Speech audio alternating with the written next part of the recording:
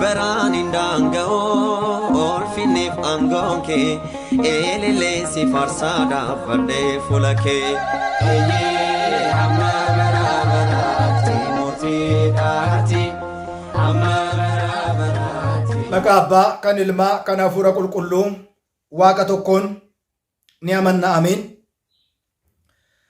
Kabajamootaa fi jaalatamootaa maatiiwwan Waaqayyoo, Waaqayyoon kan jaalattan Waaqayyoo isinin kan jaalatu hundumti keessan bakka jirtan maratti akkam jirtu, akkam yoo nageessanii, akkamiin turtanii, guyyaa har'aan kan nu ga'e Waaqni keenya galannii fi ulfinni isaaf haa ta'u.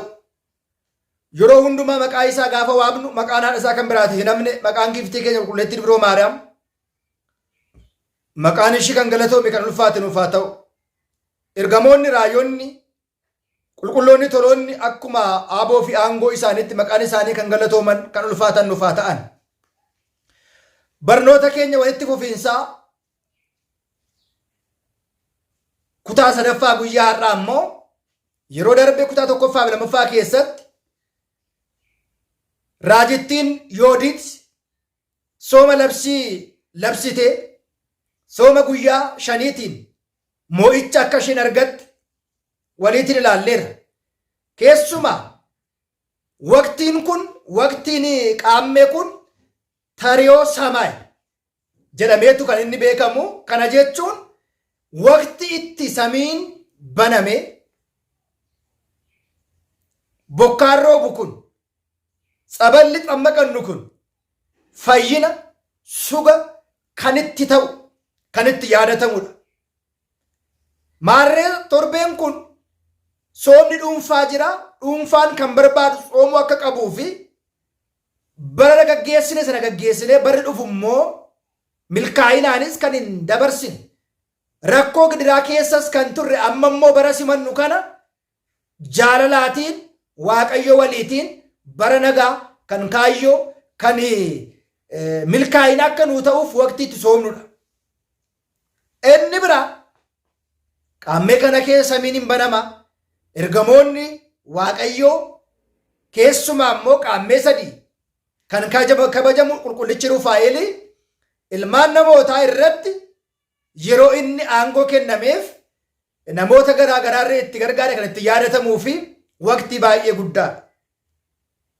Guyyaa isaa gaafa lakkoofne waggoota dabarsine caalaa baay'ee xiqqoo kan taatee fi waggaan tokko guyyaa 365 fi tokko lammaffaa kan qabu gaafa ta'u, torbeen kun garuu guyyaa 6 fi 5 keessatti ji'a 13ffaa jedhamtee akka seenaattis kan waamamtu biyya Itoophiyaa qofaatti. Biyya qofaashitti ji'a 13ffaa qabdu jedhamtee seenaan himamtu biyya Itoophiyaa fi amantaa Ortodoksii Tawaahidoo qofaadha. Awurooppaan, Eeshiyaan ishee kana hin beekan. Ishee kana hin beekan. Kanaaf amma gaaffiin guddaan yeroo kana ka'u qaammee keessa maaltu hojjetama? Keessumaa yaada keenyarraa ka'uu dandeenya. Bara dabarsine karoora garaa garaa karoorfanne kan nu milkaa'es kan hin milkoofnes jiraachuu danda'a. Waqtii bara dhufu inni barachuu danda'u barachuuf kan karoorsu, inni oomishuu danda'u oomishuuf kan karoorsu, inni jiruu hin qabne jiru argachuuf kan inni karoorsu, inni daldaaluu kajeelu immoo daldaaluuf kan inni itti karoorsu. Waqtii kana jecha walumaa gala ji'i qaammee riqicha bara dabarsinee fi bara dhufnu immoo ittiin simannudha. Riqicha yookiin immoo wal qabsiistuu walitti fidduu jecha. Bara sanarraa dhufnee qaammee irra geenye gamatti ce'uudhaaf, isa gamanatti hambisnee xumurree isa dhufu immoo bara dhufu simachuudhaaf guyyoonni muraasni torbee ta'u kan hin caalle kan itti hafudha. As keessatti immoo karoorri diinaa maalidhaa isa jedhu haa ilaallu.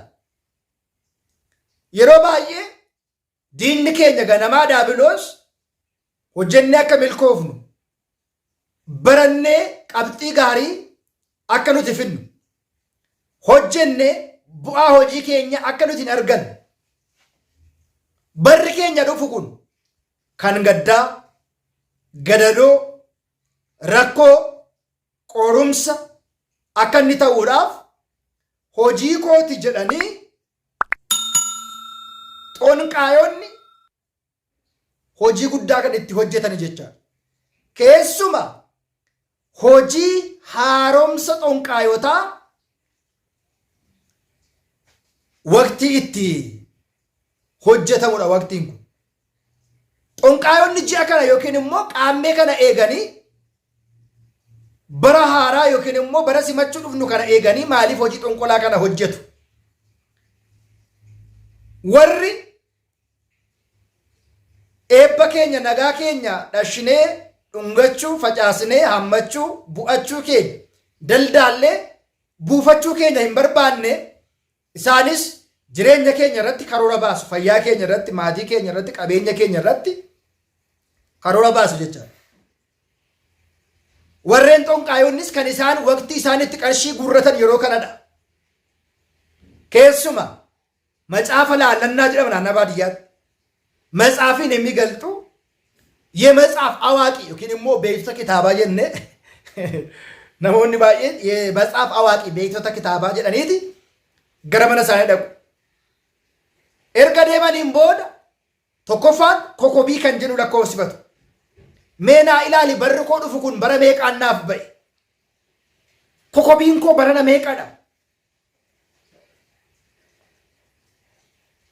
ጀነኒቱ carraa waaqayyoon isaanii kenne kan waaqayyo isaanii karoorseen alatti gara karoora seexanaa gara karoora xonqaayotaa deemu jechaa. Sanaan booda xonqaayichi isaaf qarshiidha hojjeteefis hojjechuu baateef dhimma hin qabu.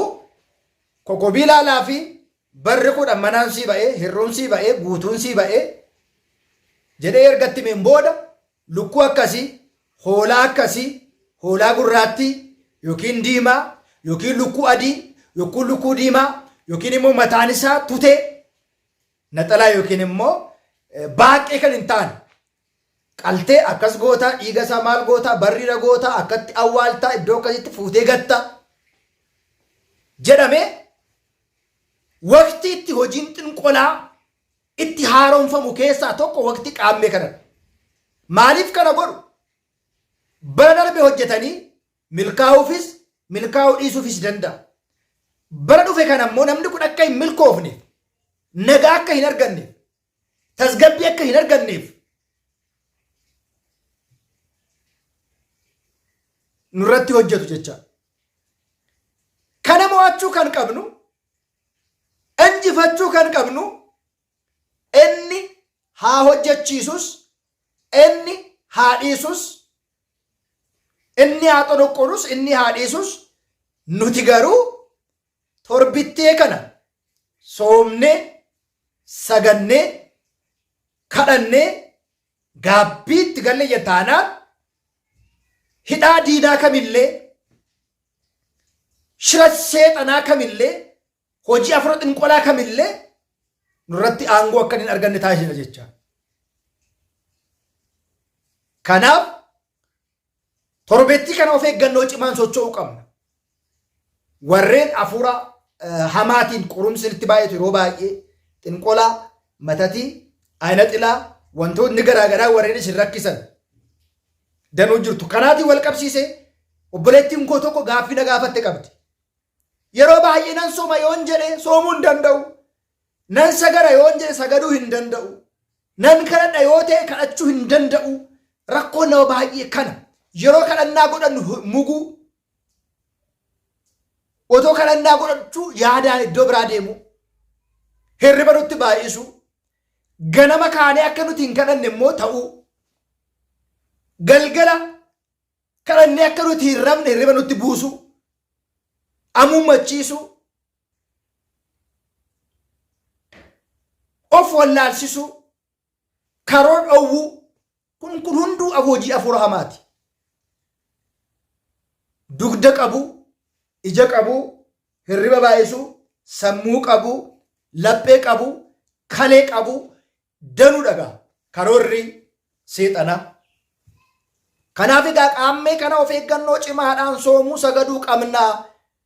Guyyaa 365 nyaanne homaa nun fayyadne. Homaa nu gochuu hin dandeenye.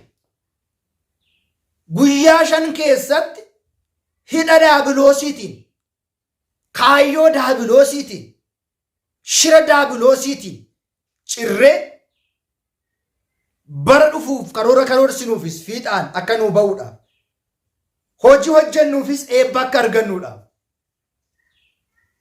nagaas kan dhabne nagaa akka argannuudhaaf, eebbas kan dhabne eebba akka argannuudhaaf, boqonnaas kan dhabne boqonnaa akka argannuudhaaf, tasgabbiis kan dhabne tasgabbii akka argannuudhaaf guyyaa 5 kanatti fayyadamuun barbaachisaadha jecha. Maarreegaa waqtii samiin baname bokkaa itti kennu kana inni samii irraa roobus tsabaladha. Inni laga kee jirus tsabaladha. Iddoo tsabalaas kan jiru tsabaladha. Kanaaf immoo waadaan qaal kidaaniin kakuun kan kennameef ergamaa qulqulluu Rufaa'eel hunda keenya kan itti eebbisudha jechaadha. Hunda keenya kan itti eebbisudha. Kanaaf qaammeen sooma eeyyamaa kan itti soomnu, hundi keenya iyyuu kan itti cuuphachuu qabnu, guyyaa 5 kana jajjabaannee sagannee soomnee yoo cuuphamne bari dhufu sun kan milkii, bari dhufu sun kan jaalalaa, bari dhufu sun kan nageenyaa, bari dhufu sun kan boqonnaa hunda keenyaaf ni ta'a jecha. Inni itti aanu kutaan arfaffaa qaammee sadii immoo kan kabajnu ayyaana ergamaa qulqulluu Rufaa'eel. Maaliif kabajama guyyaa kana, maal hojjete isa jedhu qaammee wal qabate yaanni ka'u, gaaffiin ka'u. Qaammee jechuun dabalata jechuudha. Dabalata jechuun waggaa 365 irratti guyyaa 5 eebbaaf nuu kennamte. Guyyaan dabalataa kun guyyaa soomaa, guyyaa sagadaa, guyyaa gaabbiiti. Ilaalaa, yoo gaabbiitti galle guyyaa 5 kana keessatti akka fayyinu bara darbe sana Waaqayyo dhiifama nu godhe guyyaa 5 nu ida'eera waan ta'eedhaaf guyyaa 5 keessatti fayyuu dandeenya jennee waan abdannuudhaaf ergamaan qulqulluu Rufaa'eel immoo gaafa sadii qaammee sadiin kabajama. Kanaan wal qabsiisne barnoota keenya kutaa arfaffaa waliin baranna. Kan nu barsiise kan nu gorse Waaqa abboolii keenyaaf galanni haa ta'u nu haa turu.